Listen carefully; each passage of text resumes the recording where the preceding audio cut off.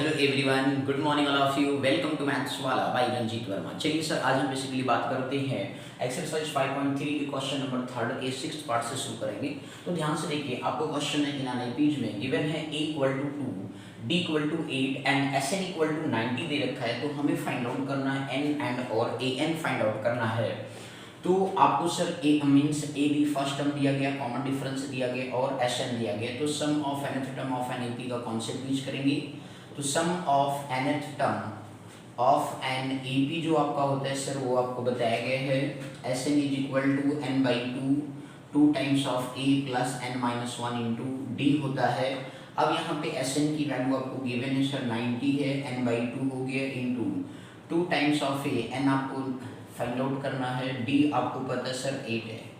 अब आप यहाँ पे देखिए 2a है प्लस n माइनस 1 इंटू 8 है। तो 2 इसमें दोनों में क्या है सर, कॉमन है। 2 और 8 आपका 2 और 8 का फैक्टर क्या होगा, कॉमन 2 होगा। तो एलसीएम आपने कॉमन कर लिया 2, तो यहाँ पे सर बचा 8 प्लस ये 4 हो गया, n माइनस क्या हो गया सर 1 हो गया। इस तरीके से 90 को इस 2 से 2 क्या हो गया सर, कैंसिल आउट हो गया। तो 90 equal to n into a की भी वैल्यू आपको सर क्या है सर गिवन है 2 प्लस आपका 4 इंटू 4n हो गया, माइनस आपका कितना हो जाएगा, ध्यान से देखें 4 1 जा 4 हो गया। तो इस तरीके से जो है 90 इक्वल टू आपका n हो गया इंटू आपका जो है 4n, और मतलब माइनस 4 में से प्लस 2 जाएगा तो माइनस 2 आ जाएगा मेरे भाई लोग। तो इस तरीके से 90 इक्वल टू n हो गया इंटू 2 अगेन कॉमन है, तो ये 2n माइनस क्या बन गया सर 1 बन गया। बोलो क्लियर है मेरे भाई। अब इस तरीके से जो है आपने केवल बस वैल्यू पुट किया है, ये 2 मल्टीपल हो गया, इधर आएगा तो डिवाइड कर देगा, दैट मींस 90 अपॉन क्या है सर 2 आ गया। तो यहाँ पे आपका क्या बचा sir n into 2n minus 1 हो गया, तो 2 से कैंसिल आउट कर दिया 45 हो गया। अब आप इसको क्वाड्रेटिक इक्वेशन बनेगा सर 2n स्क्वायर हो गया माइनस n हो गया, प्लस 45 उधर जाएगा तो माइनस 45 हो जाएगा। इस तरीके से इक्वल टू क्या बन गया सर 0 बन गया। बोलो क्लियर है। तो इस तरीके से आपने यहाँ पे जो है मेरे भैया लोग क्या कि इस पर्टिकुलर टर्म को इधर 0 तो कंप्लीट टर्म को मैंने चेंज कर दिया। तो 2n square minus n minus 45 equal to 0 हो गया। आपने बहुत ही अच्छी तरीके से क्वाड्रेटिक इक्वेशन पढ़ा था, तो उसमें आपने ये पढ़ा था सर ax स्क्वायर जैसे होता है, यहाँ पे n के फॉर्म में an square plus bn plus c से कंपेयर करें तो a बराबर आपका 2 हो गया सर जी, और इस तरीके से b का कोफिशिएंट माइनस 1 हो गया और c बराबर क्या आ गया माइनस 45 आ गया। अब इस तरीके से आप डिस्क्रिमिनेंट मतलब वहाँ पे जो है क्वाड्रेटिक फार्मूला यूज कर देते n1, 2 करें minus b plus minus root में b स्क्वायर माइनस 4ac अपन क्या करना पड़ेगा सर 2 टाइम्स ऑफ a। तो n1, 2 माइनस आपका है माइनस 1 हो गया, प्लस माइनस कर दिया sir b square that means minus 1 का स्क्वायर माइनस 4 इंटू a मतलब हो गया 2 और c का मतलब क्या हो गया सर 40 आपका माइनस 45 हो गया। अपन में सर जी क्या आ गया 2 टाइम्स हो गया, a मतलब कितना हो गया सर 2 हो गया। तो n1, 2 की वैल्यू माइनस माइनस प्लस हो गया, 1 प्लस माइनस हो गया सर, माइनस 1 का स्क्वायर 1 हो गया, प्लस हो गया 4 2 जा 8 हो गया, 8 का टेबल 45 बार पढ़ेंगे तो 360 हो जाएगा, अपन 2 2 जा कितना आ गया सर 4 हो गया। बोलो क्लियर है मेरे भाई। अब इस तरीके से जो है आप इसकी वैल्यू ऑब्टेन करें n1, 2 की वैल्यू। तो इस तरीके से मेरे भैया लोग 1 प्लस माइनस क्या हो गया रूट 361 हो गया। आपको पता होगा रूट 361 19 का स्क्वायर होता है। तो n1, 2 1 प्लस माइनस क्या गया 19/4 आ गया।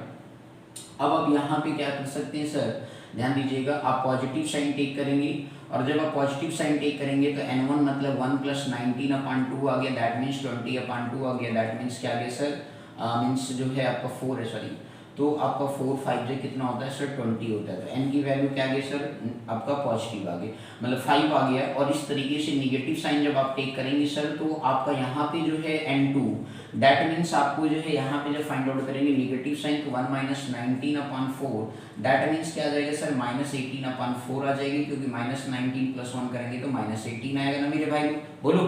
तो इस तरीके से जो है आपका दिस इज नॉट पॉसिबल आप लिखेंगे, क्योंकि मेरे भैया लोग आपने पढ़ा है कि कभी भी नंबर ऑफ टर्म्स जो होता है निगेटिव नहीं होता है। तो इस सिचुएशन की वजह से सेकंड आपका क्या हो जाएगा नॉट पॉसिबल हो जाएगा। बोलो क्लियर हो गया मेरे भाई लोग, कोई दिक्कत तो नहीं। अब इस तरीके से जो है हमारा जो नंबर ऑफ टर्म्स हो गया तो कितना हो गया सर 5 हो गया। तो हमें n निकालना था और दूसरा क्या निकालना था सर an।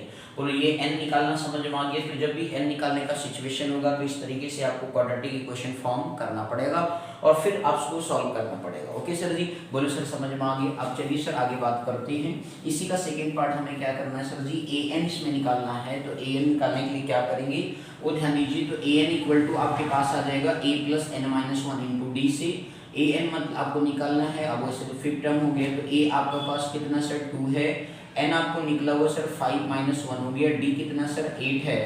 तो इस तरीके से 2 प्लस 5 माइनस 1 4 हो गया, 4 इंटू 8 हो गया, तो 2 प्लस 4 8 जो 32 हो गया। दैट मीन्स आपका 34 आ गया। ए एन की वैल्यू कितनी आ गई सर जी 34 आ गया। अब यहाँ पे एन का मतलब जो आपको फाइंड आउट करना था, एन तो 5 था, फिफ्थ टर्म मतलब सीरीज का निकाला गया। बोलो क्लियर हो गया कि नहीं, कोई दिक्कत इसमें सर जी। तो इस तरीके से है बेसिकली हम वैल्यूज को क्या करते हैं सर ऑब्टेन्ड करते हैं। ओके, अब चलिए सर जी नेक्स्ट क्वेश्चन की तरफ फर्दर मूव करते हैं।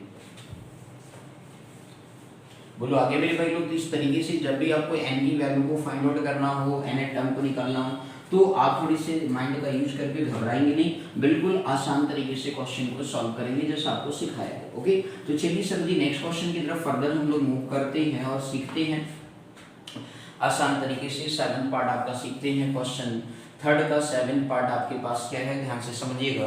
तो आपसे ये कहा गया कि गिवन है इक्वल टू 8, आपको जो गिवन डेटा है उसे आप लिख लीजिए और फिर इसके बाद सिंप्लीफाई करें। तो गिवन है इक्वल टू 8, आपको दे फर्स्ट टर्म आपको 8 दे रखा है, इसके बाद आपको nth टर्म दे रखा है सर जी ए एन आपको 62 दे रखा है, और इसके बाद एस एन भी दे रखा है। क्या बात है सर 210 दे रखा है मेरे भाई, ठीक है ना। और इसके बाद जो है आपको एन और डी निकालना है। क्या निकालना है सर एन और डी, एन और डी आपको क्या करना है सर फाइंड आउट करना। बोलो सर समझ में आ गए। अब ये कैसे निकलेगा, तो चलिए सर शुरू करते हैं। ए एन फार्मूला यूज करते हैं। तो nth term of an A आपने पढ़ा है मेरे भैया लोग। nth term of an A जो आपका फॉर्म होता है वो आपको बताया गया ए एन बराबर A plus N minus one into D होता है। ए एन की वैल्यू आपको दे रखी है, ए आपको दे रखा है सर 8 है, ठीक है ना। ए एन की जगह पे पुट कर दीजिए 62, 8 हो गया प्लस आपका एन माइनस वन हो गया इंटू क्या आ गया सर डी आ गया। तो आपका प्लस 8 इधर आएगा माइनस हो जाएगा मेरे भाई लोग, ये डी इंटू क्या हो गया सर एन माइनस वन हो गया। बोलो क्लियर है। अब यहाँ पे 62 माइनस 8 करोगे तो कितना आएगा भाई, 12 में से 8 गया तो 4 आ गया, 54 आ रहा है, ठीक है ना भाई। D into N minus one आ गया, इसे आप इक्वेशन नंबर 1 मान लीजिए। क्लियर हो गया। इसी तरीके से आप sum of nth term of an AP का वैल्यू दे रखा है, तो आप यहाँ पे अगेन यूज करेंगे sum of nth term of an AP आप यूज करेंगे मेरे भाई लोग। तो sum of nth term of जब आप एपी यूज करेंगे तो उस पर्टिकुलर केस में आप यहाँ पे एसएन का फॉर्म लिखेंगे। एसएन बराबर n by 2 times of a plus N minus one into क्या होता है सर डी होता है। तो एसएन आपका क्या हो गया 210 हो गया, n अपॉन 2 आ गया सर जी। अब यहाँ पे 2a आपको दे रखा है सर 2 टाइम्स a की वैल्यू आपको 8 ऑलरेडी दे रखा है sir n minus one into D.